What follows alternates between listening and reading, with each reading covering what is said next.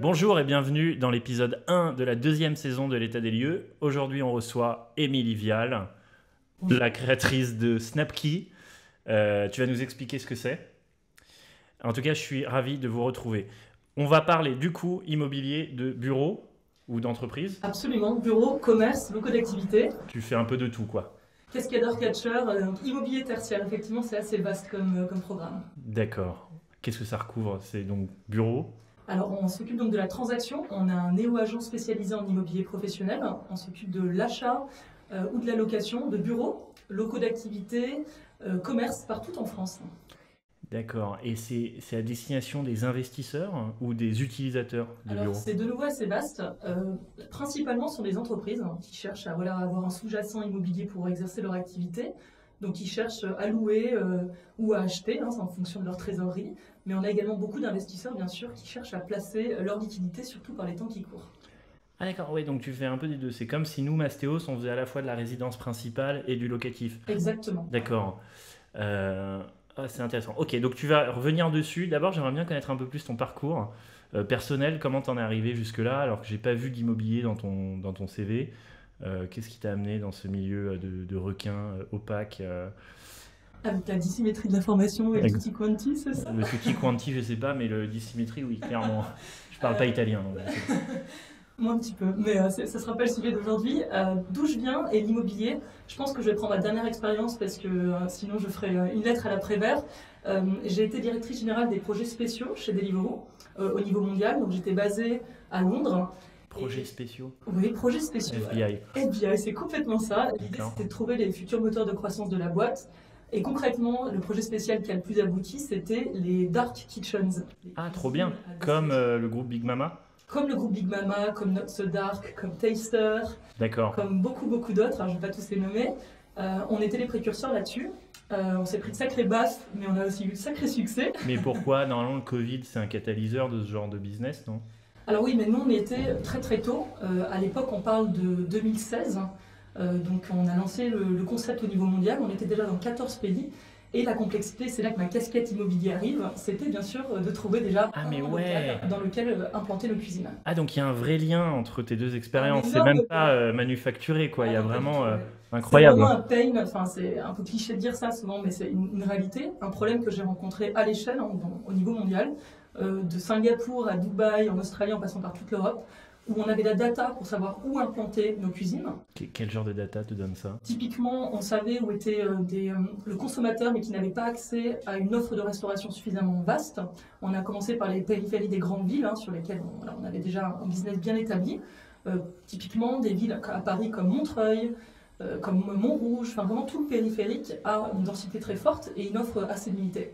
Ah, d'accord. Tu faisais des ratios de nombre d'habitants versus restaurant? On faisait des business cases assez poussés sur lesquels on identifiait à 500 mètres près où on voulait implanter une cuisine. Et une cuisine, concrètement, c'était quoi? C'était 5 à 6 sous-cuisines. Il faut s'imaginer comme un pod, en fait, dans un grand local d'activité, dans lequel on installait des cuisines. Et ces cuisines faisaient bien sûr également des marques virtuelles, parce qu'on a été les précurseurs. Alors c'est très rigolo de voir maintenant l'ampleur que ça a pris, et c'est aussi une fierté quelque part.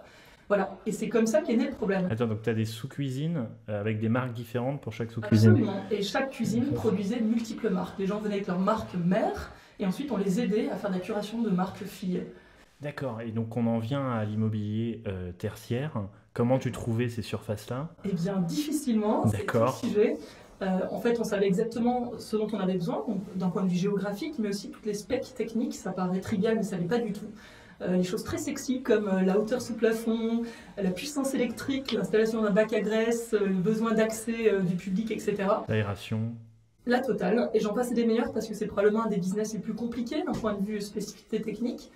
Et en fait, on se heurtait à une réalité, c'était des brokers, c'est le nom des agents immobiliers en immobilier professionnel, qui au début nous draguaient avant de nous parler, dans chaque pays où on était, puis rapidement qui se rendaient compte de la complexité de notre cahier des charges, et qui eux aimaient, et je le dis avec ironie, mais qui se concentrent plutôt sur des deals faciles, type location de bureau de 1000 m², un centre de Paris, extrêmement rentable, et qui n'étaient pas du tout à la hauteur.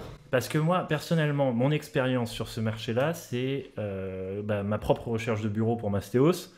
Dis-moi en plus, alors je suis curieuse. On va faire un focus group. Très bien, changeons de place. J'adore. En l'occurrence, nous, on croît assez vite, donc on est tout le temps en recherche de bureaux, il faut pousser les murs, on déménage tous les 3-6 mois.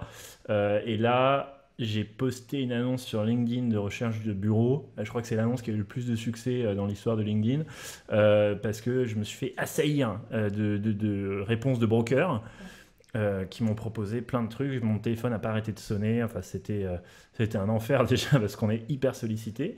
Finalement, j'ai trouvé mon bureau via une mise en relation de mon réseau privé. Okay. Et c'est vrai que c'était très cher. Ça m'a coûté un montant à 6 chiffres, hein, juste les frais de brokerage. Ça m'a un peu choqué. Et l'expérience était pas désagréable parce que la personne par qui je suis passé était compétente, okay. Mais j'hallucine du nombre de gens qui sont venus vers moi avec des propositions, quoi. Moi, quand je poste une offre d'un appart à Bordeaux, j'ai pas 500 offres dessus, et en l'occurrence là, ma recherche de bureau, donc il y a beaucoup de concurrence, non ?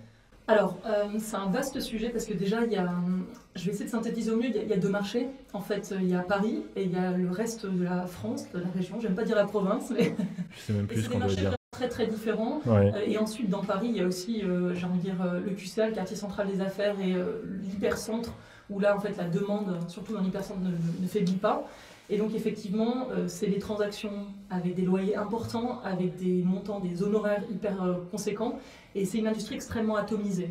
Il y a des gros acteurs, des très gros acteurs mondiaux, hein, cotés en bourse. JLL, CBRE, Barry Estate, Cushman & Wakefield, etc. Et donc ces gens, et aussi tout un monde beaucoup plus atomisé, hein, à partir du moment où les gens portent la carte T, et donc ils se focalisent sur ces gros deals, et je dirais qu'il y a une très forte concurrence. Je rebondis du coup sur ce que tu m'as dit, c'est que nous on a pris le contre-pied de tout ça. Nous on est parti d'un constat, hein, à l'époque avant de lancer le projet, d'une insatisfaction chronique dans la transaction du client, hein, de toi, mais aussi du propriétaire, une sensation de prise en otage par les deux parties, et d'un paiement d'honoraires complètement abusif par rapport à la qualité de l'accompagnement. Donc nous, notre slogan d'ailleurs, c'est la meilleure expérience de transaction en immobilier professionnel, parce que c'est vraiment le problème qu'on veut régler. Donc c'est le problème de pricing ou d'expérience ? Le premier, c'est de l'expérience, okay. C'est clair. Et je vais t'expliquer très simplement pourquoi. Parce que la mise en valeur de l'actif est quasiment inexistante. Toi, là, tu as fait une demande de bureau sur LinkedIn, mais si tu t'es passé par le schéma normal, tu serais par exemple allé sur le site de CBRE ou de Snapkey, et tu aurais voulu découvrir les biens à proximité. C'est ce que font la plupart des gens, j'imagine, pour Mastéos également, quand vous mettez en vente.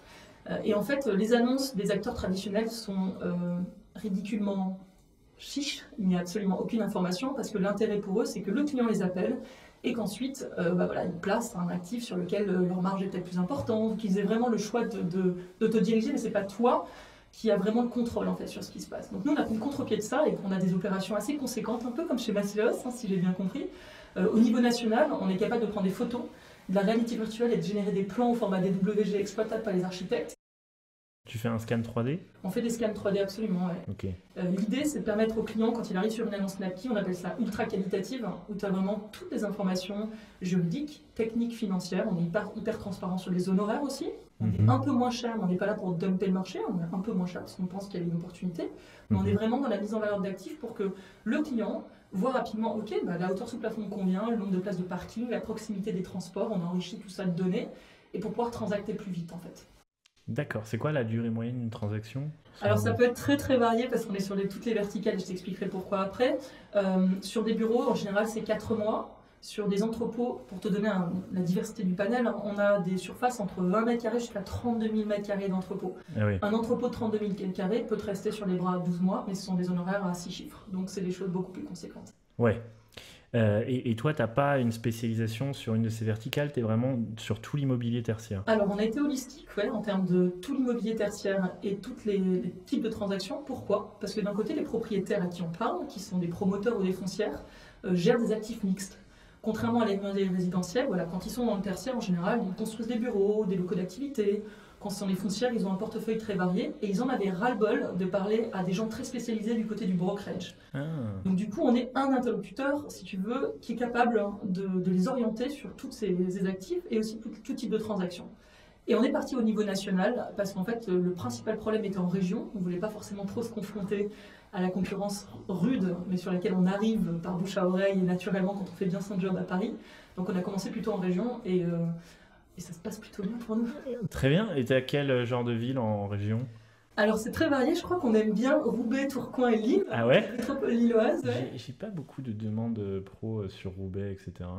Moi j'en ai beaucoup. Ah ouais? On a placé énormément de bureaux et de locaux d'activité, entrepôts, forcément avec le Covid et le Brexit. Ouais, Enfin, le Brexit, c'est l'explosion de la métropole lilloise. ouais. Ensuite, complètement à l'opposé, je vais t'amener à traverser la France, Marseille, extrêmement dynamique pour nous. Mhm. Tout ce qui est Rhône-Alpes, Lyon et Grenoble. Et également, on aime beaucoup Rennes, Nantes, puis des endroits un peu plus exotiques comme Dipavas. Là, je vais commencer à t'amener dans les... voilà, donc des choses assez variées. Et t'as des équipes sur place? Non, t'as quoi sur place? T'as des contacts? J'ai des Snap experts sur place, Ah. prestataires de services. Ok, donc c'était chasseurs de... C'est pas des chasseurs, ce sont des gens qu'on utilise du côté opérationnel Ok, de la ouais, force. très bien. Alors la question c'est côté investisseur justement. Ça a failli m'échapper, mais j'arrive pas à croire que je puisse venir te voir en tant qu'investisseur pour acheter un local commercial par exemple. Si j'ai envie d'investir dans un local commercial. Alors les gens qui font ça, qui viennent acheter des locaux commerciaux par notre biais, j'ai des exemples pas plus tard que cette semaine, ça peut être des choses assez conséquentes, hein, tu vois, du 3000, 4000 m². Quand on parle de surface comme ça, ce sont des gens qui connaissent très bien leur métier, qui ont leur foncière privée, des fois qui sont des gens qui ont fait fortune dans les startups, j'ai quelques noms que je ne pourrais pas citer, mais, ou dans l'économie réelle avec leur entreprise, Ouais. et qui ont besoin de réinvestir cet argent avec un fort rendement. Et un sous-jacent, qui est quand même la pierre, donc très intéressant. On parle de rendement dans l'immobilier professionnel qui peuvent avoisiner les 9 à 13%, donc c'est conséquent. Quoi? Ouais, J'arrête Mastéos, on Voilà. part sur l'immobilier tertiaire. J'attends Terminé avec les amis. impatience. Rentabilité à 8-13%. Alors moi je peux en avoir à Roubaix, etc. Mais je trouve qu'il y a un certain attrait des assets tertiaires, des actifs commerciaux, parce que déjà le brut c'est un peu le net comme on dit. Moi j'ai un delta brut net qui est assez élevé. Ça peut être, si j'ai du 9 brut, ça me fait du 5,5 net, parce que j'ai plein de charges qui sont côté bailleur et que je ne peux pas refacturer au locataire. Alors que sur du commercial, j'ai l'impression que tu peux refacturer plein de trucs, notamment la taxe foncière, etc. et que tu touches un loyer net, du coup. Tu refactures beaucoup de choses. Mais comme je disais, bon, déjà, pouvoir rentrer sur un investissement immobilier commercial d'une surface un peu conséquente, ça demande des fonds, hein, même s'il y a des effets de levier et qu'il y a des systèmes de crowdfunding maintenant qui se mettent en place. Hein. Ouais. Ça demande un certain effet de levier. Il y a aussi une expertise importante à avoir, je dirais, quand même sur le commerce, en termes de location, comme on dit. Ouais. Mine de rien, il y a des gens qui font ça très très bien. Moi, je pense à certains de nos clients qui sont juste excellents. Ils ont un patrimoine incroyable et à chaque fois qu'on rentre un mandat, on sait que ça va repartir, même dans des endroits improbables. Je dirais que pour quelqu'un qui est un peu plus novice, l'idéal aujourd'hui, c'est le local d'activité, entrepôt. Ah bon? Des modèles incroyables, je pense je ne peux pas citer l'entreprise parce que j'essaie d'être un peu juste, mais qui aujourd'hui au niveau européen sont en train de monter des parcs d'activités, de petits locaux pour des TPE, PME ou même des grands groupes qui ont besoin de dispatcher leur gestion de logistique, des choses autour de 600 000 m², tous les mêmes. Ah, attends, c'est beaucoup 600 000 m². Ouais, entre 600 Ah, et 1000 d'accord, m², ok. pardon, qui construisent dans des zones d'activité partout en France et en Europe. D'accord. C'est des choses qui partent Et en comme quoi ça. c'est intéressant pour un particulier comme moi qui voudrait se lancer dans l'immobilier La commercial? rentabilité, la simplicité. Et le ticket est à combien? Alors eux, c'est des foncières qui investissent là-bas, mais j'imagine que via du crowdfunding, ça pourrait être des choses dans lesquelles un investisseur pourrait rentrer. Et sans crowdfunding si je veux y aller en solo? C'est des tickets hyper conséquents. Mais Donc, c'est quoi ton plus petit ticket possible? Pour acheter des choses comme ça. Pour acheter un c'est petit pas. entrepôt ou un petit local commercial? Alors, un petit entrepôt, on va dire, il faut compter autour de 300 400 000 euros, c'est pas non plus des sommes conséquentes. Mais là, je parle par exemple de parcs d'entrepôts d'activité, tu vois. Donc un des entrepôts du parc. Voilà, exactement. Mais c'est pas mal comme budget 300-400, c'est encore du C'est domaine encore envisageable. accessible, ouais, Ouais. exactement. Et ça, je peux viser une rente à net à quoi en fonction de l'emplacement, tu m'as dit entre 8 et 13? Entre 8 et 13%. C'est bien sûr. dingue. Et comment tu les trouves? Comment tu rentres des mandats? C'est via un réseau? C'est via ta marque? Comment tu fais? Alors, nous, on a un mandat de vente ou de Ouais. location. Donc, Ouais, effectivement, on voilà. récupère un mandat côté Ouais. propriétaire. Côté propriétaire. Moi, c'est côté acheteur que je récupère le mandat. Je comprends, ouais. Que Ouais. les gens te donnent leur recherche. Exactement. C'est très clair. Nous, on est de ce En fait, nous, on a les deux. Je vais te simplifier les choses parce qu'on est effectivement une marketplace. Hein. D'un côté, on a les propriétaires. Comment on les trouve? C'est une profession qui lit très bien ses emails. Donc, on fait du séquencing email. On est très bon là-dedans. Et une fois, et ça c'est ce qui est magique un peu de notre industrie, c'est qu'une fois qu'on a construit une relation avec un propriétaire, une foncière, un promoteur, et qu'on a bien fait notre job, eh bien ils ont des actifs nombreux. Ah oui, Donc on d'accord. arrive, on fait du repeat. Hein, Bien sûr. voilà. Donc ça c'est ce qui est très intéressant. Et on a aussi des acteurs aujourd'hui qui sont nos clients, qui sont présents au niveau français. On a commencé avec des tests à différents endroits et voilà, on part à l'échelle avec eux, qui sont même européens, donc il y a des chouettes choses qu'on peut faire ensemble. Ouais. Donc ça, on récupère un mandat, effectivement, qui est obligatoire. Et de l'autre côté, pour trouver, là, je ne vais pas donner toute ma secret sauce, mais pour trouver des acquéreurs de locataires dans différentes techniques de diffusion, on va dire ça comme ça. Et on a également les gens qui nous partagent, et ça c'est ce qui est magique dans l'immobilier professionnel, c'est très rationnel comme transaction. On a des gens qui nous disent qu'ils recherchent. On appelle ça, nous, un schéma directeur. Il y a même dans l'immobilier commercial des gens qui sont spécialisés dans l'expansion. Et donc, leur job, c'est littéralement de nous dire je recherche des surfaces entre, par exemple, commerciales ou entre 500 et 1000 m² dans ces villes de France, avec telle spécificité technique. Et nous, on n'a plus qu'à faire, via notre algorithme maison, du matching entre les entrées et ces schémas de recherche. J'imagine que toi, tu viens de Deliveroo, donc tu viens de la startup tech par excellence, quoi, qu'il y a un peu d'ops derrière, mais je veux dire, tu viens de ce monde-là, quoi. Et tu arrives dans un monde poussiéreux, très terrain, très à l'ancienne, très opaque. Comment se fait cette rencontre entre ces deux univers? C'est le clash. Ouais. Non, c'est le clash et surtout la révélation qu'il y a des choses incroyables à faire. Moi, il y a deux constats que je fais qui sont très forts. C'est que l'immobilier professionnel est hyper financiarisé. Je veux dire, il y a les 3/4 des retraites des gens, des fonds d'investissement investis dans l'immobilier professionnel. Et pour autant, la valorisation d'un actif, par exemple, se fait très mal. Alors, il faut reconnaître qu'il y a des gros cabinets comme CBRE, JLL, etc., qui savent le faire sur des portefeuilles d'actifs énormes. Mais le pricing d'un actif est franchement hyper limité au niveau mondial. Je connais bien ce qui se passe dans cette industrie. Et donc ça, c'est une des verticales sur laquelle on travaille d'un point de vue data. Parce qu'on est convaincu qu'on va pouvoir devenir aussi des gens qui vont pouvoir orienter, donner une idée une guidance sur le pricing d'un actif. Extrêmement important. D'accord. Et du loyer aussi? Et du loyer, bien sûr. Quand je dis pricing, c'est quel est le tarif à la location ou quel est le tarif à la vente d'un actif qu'on nous aura donné. Ouais, sur un secteur où il n'y a pas Bloomberg, quoi. C'est opaque et toi, tu te positionnes en meilleurs agents de l'immobilier tertiaire. C'est ça. Quoi. Et en fait, tu as tout compris, il y a une opportunité incroyable d'être une marketplace, mais aussi de devenir un meilleur agent ou priceable ou Yann Porte de l'immobilier professionnel parce que personne n'a saisi cette opportunité. C'est ambitieux, ça tombe bien, moi j'ai de l'ambition, et mon équipe aussi. Donc ça, c'est un des volets data. On a un responsable data science assez incroyable, Antoine, qui travaille là-dessus.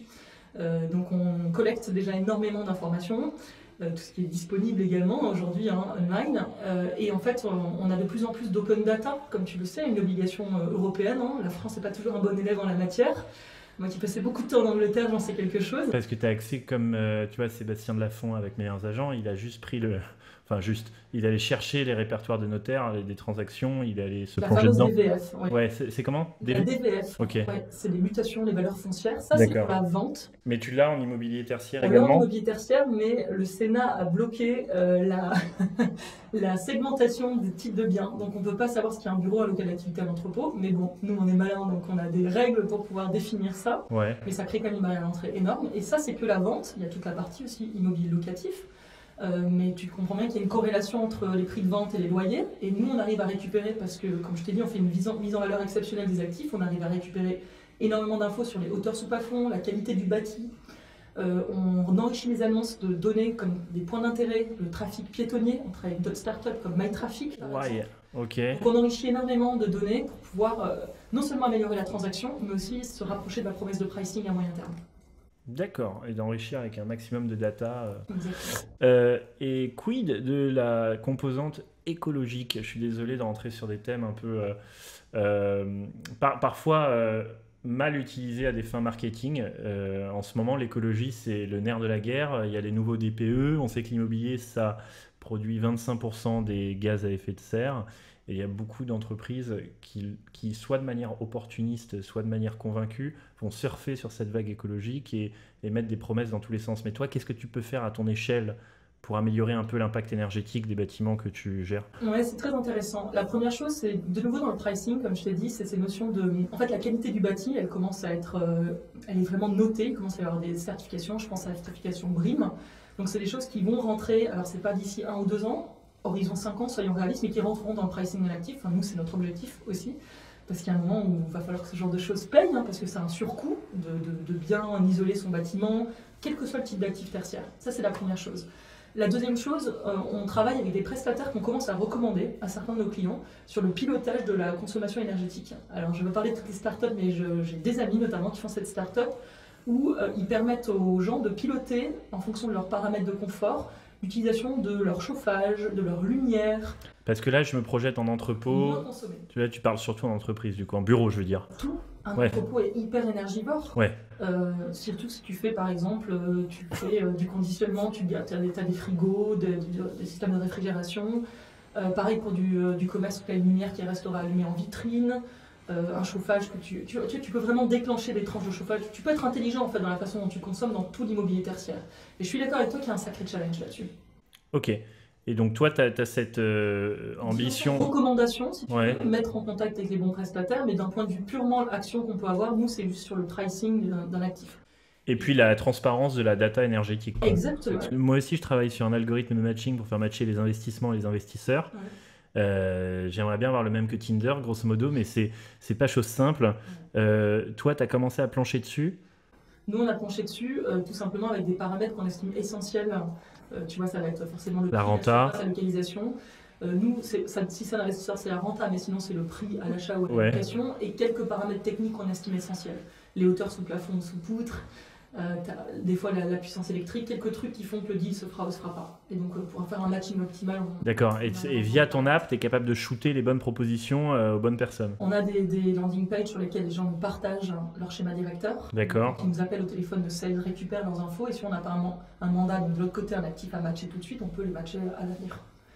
Ah, c'est On a génial. toute une logique de nurturing aussi où voilà, tu redemandes régulièrement à la personne qui t'a partagé son schéma directeur une mise à jour parce que bien sûr ces choses évoluent. Ouais. Citer par exemple une entreprise qui installe des gymnases, enfin tu es dans le business du gym. Tu vas t'étendre au niveau national et puis Ouais. tu vas trouver des locaux au fur et à mesure, donc les choses vont évoluer. Donc nous on veut vraiment avoir ton dernier schéma directeur. Ah, donc voilà, il y a cet aspect nurturing de la relation client pour faire du repeat. Exactement. Et pour t'info, on a déjà eu des repeats des deux côtés, donc du côté propriétaire, Bah ouais, les foncières, qui ont transacté plusieurs fois avec nous. bien sûr. Et du côté utilisateur, on a même eu des clients étrangers. Et ça, Ouais. c'est l'autre dimension qui est extraordinaire, c'est que contrairement, nous, en termes de transactions, l'immobilier professionnel, c'est moins important que le résidentiel, mais en value, en montant, c'est aussi important. Et surtout, c'est un business mondial, en fait.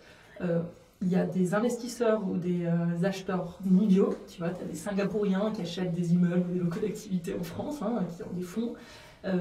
Des entreprises aussi internationales qui s'installent. On a notamment eu des clients, par exemple russes, polonais ou américains, qui achetaient ou qui louaient des bureaux, des entrepôts. D'accord. Mais C'est vraiment un business mondial. tu tends plus vers un service de matchmaking ou de chasse? Parce que j'ai l'impression que les... Matchmaking, c'est Ouais. une très bonne question. On n'est pas du côté recherche, comme ce qu'a pu faire, par exemple, je crois que tu as été accompagné sur tes recherches de bureau, par exemple. Ouais, et nous-mêmes, on est côté recherche, donc Voilà. on sait ce que Non, c'est. Nous, on est vraiment sur du matchmaking, une logique de marketplace. D'accord, parce que quand tu dis j'ai des business de gym qui ont des schémas directeurs, là, tu es quand même dans une fonction buy-side de conseil à l'achat. Parce que naturellement, c'est facile à les récupérer. Ouais. Notre game en premier, c'est de rentrer du mandat, de mettre en valeur l'actif un maximum et d'accélérer la transaction. D'accord. Et donc, complète ma phrase, tu as envie d'être le XXX de l'immobilier commercial? Ouais, j'ai envie d'être l'Airbnb. C'est le plus simple pour que les gens comprennent. Airbnb.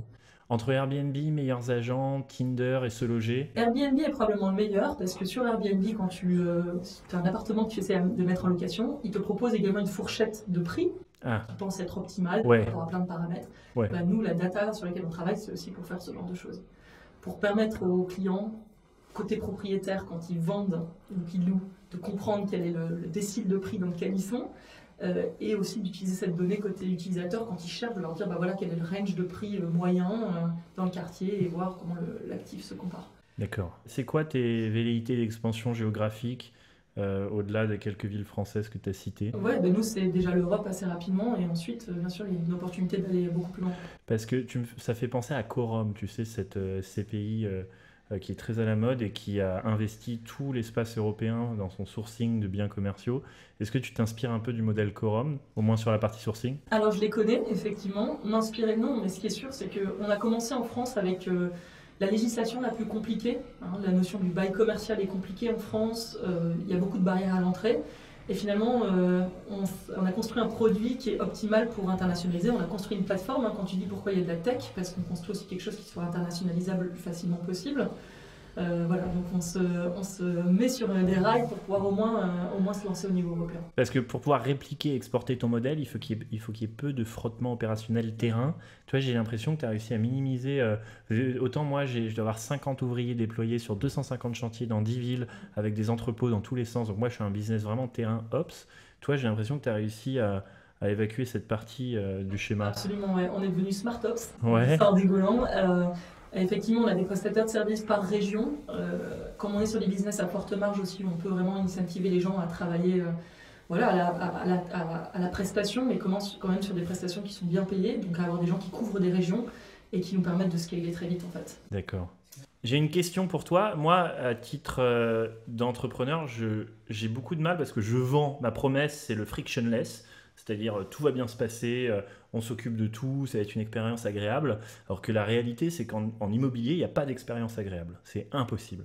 Même si on fait parfaitement notre boulot, il y a un moment, les travaux, c'est toujours trop long, il y a toujours des surprises, c'est toujours trop cher, les devis sont jamais assez précis.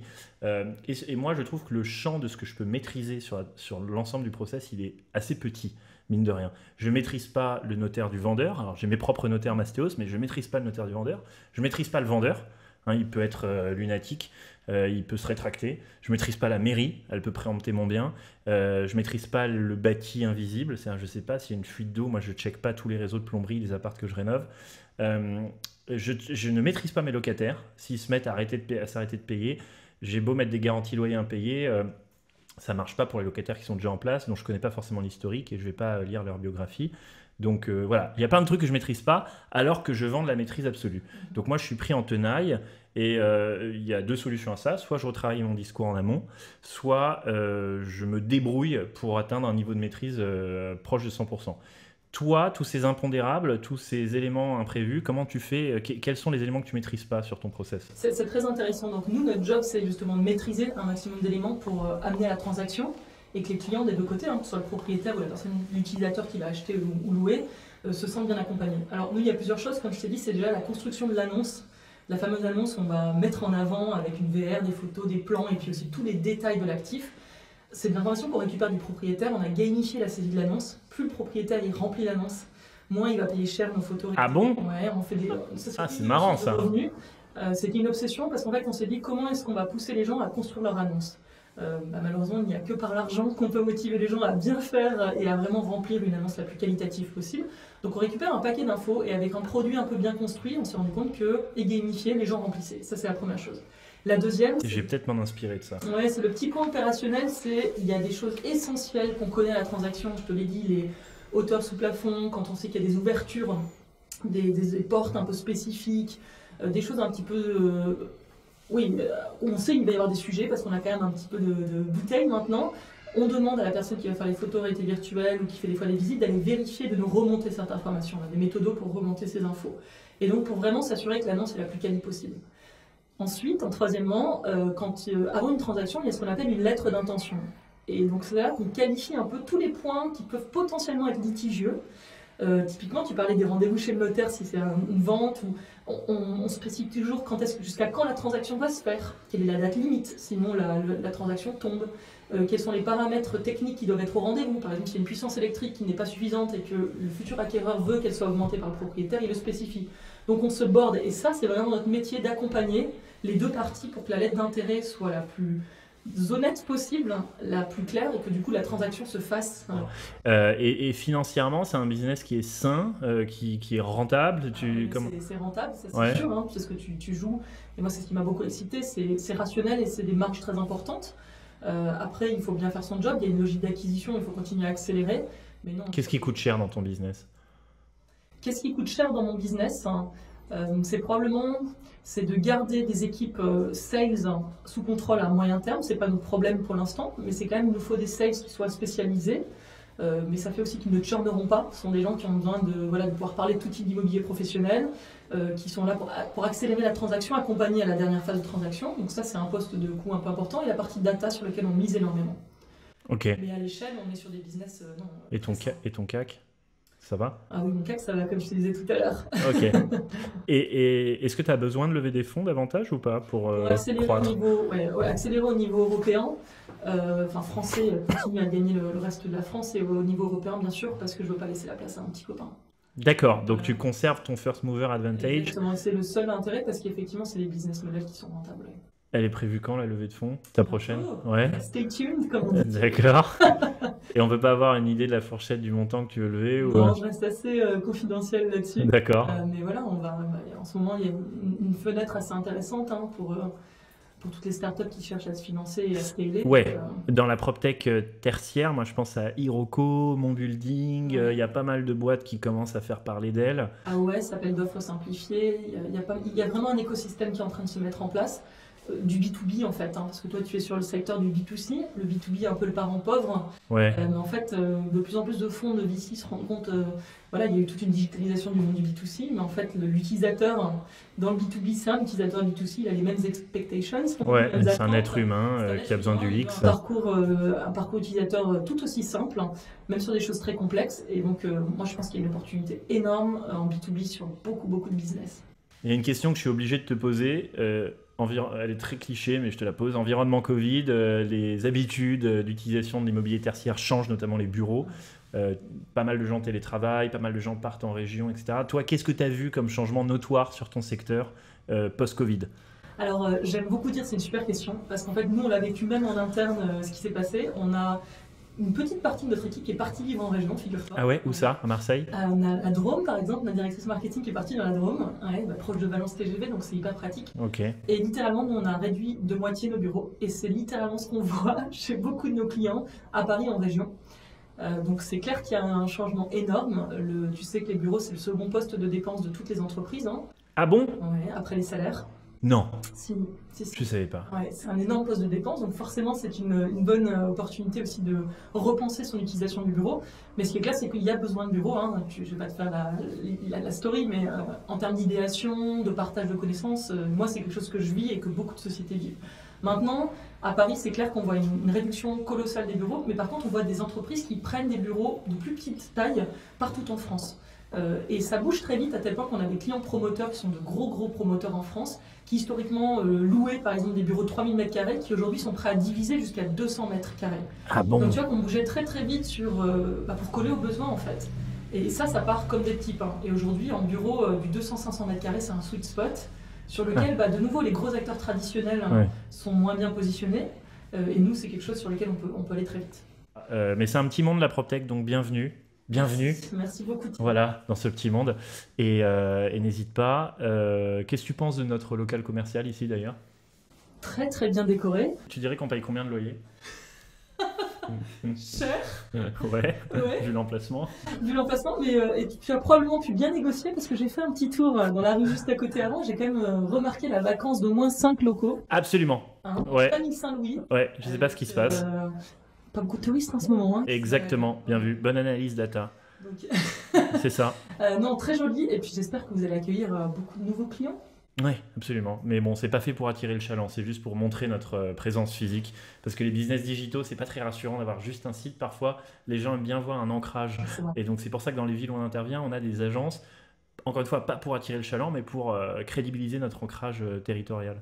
Montrer qu'on est présent, quoi. Non, bravo, et c'est une tendance, les DNVBs le font beaucoup avec leur showroom. Oui, voilà, c'est un showroom. C'était un vrai plaisir de te recevoir. Partagez, merci Thierry infiniment. Voilà, et à tous nos auditeurs, nos spectateurs, n'hésitez pas, il n'y a pas que l'immobilier résidentiel chez Mastéos pour investir, on peut aussi faire du commercial avec Émilie chez Snapkey. On se retrouve pour l'épisode 2 de la saison 2 très bientôt, et en attendant, n'hésitez pas à vous abonner, à bientôt.